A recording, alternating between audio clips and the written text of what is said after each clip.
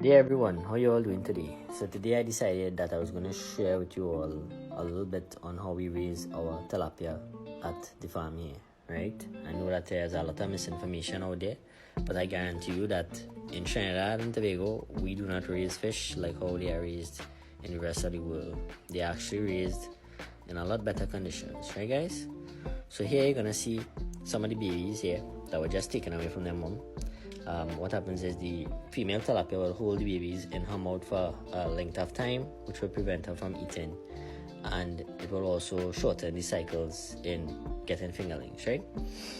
There's a couple days post hatching now. As you can see, there are quite a lot of them in this tank, so we're getting ready to think about moving them now, right? So today we decided we were actually going to move them now to the grow tank. As you can see, they have put on quite a bit of size since that couple days post hatching. This now makes them about a week old, right? And we're gonna move them from here into the grow tank where they would grow further into fingerlings, right? So as you can see, I've been as careful as possible not to damage them in this net because it's quite easy to damage them, right? So I'm gonna give you all a look at them here now because it's just me alone doing these videos, so it's actually quite difficult sometimes to be able to show you guys, all parts of the process. Right, so we're being very careful to not damage anybody and get them into the bucket before we transfer them. Right, so as you can see, they're almost double in size since that first day, right? Alright, so we're going out to the grow tank now, out in the farm area here. Be a little careful, be a little bit muddy sometimes, right? So what we're gonna do here basically is we're going to acclimatize the fish to the water conditions, right?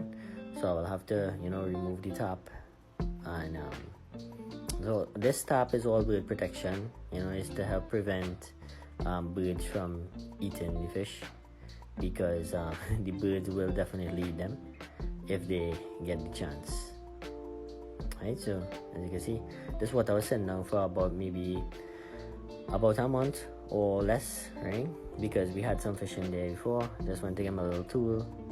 Needed that to, hook this bucket and hook it onto the side of the tank. So what we're gonna do now is we're gonna just basically fill some water from the tank into the bucket.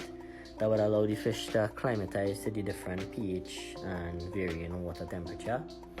So that's to prevent casualties, right? So as you can see, quite a lot of them in there just waiting to get out. So we're gonna leave them in there for around 10 minutes or so that they can get a little chance to acclimatize to water. Now you need to be mindful of that because if you have too much fish in there, they're gonna start to die, right?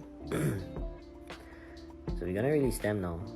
Guys, this is one of the reasons why when you get involved in aquaculture, especially tilapia farming, one of the best ways to do tilapia is monosex culture, meaning one sex, either male or females. But females still do the same behavior, which is holding the babies in them, holding the eggs in their mouth. The eggs won't be fertile, but they will still hold the eggs in their mouth, and that will prevent them from growing at a faster rate. So the males really are the best bet, right?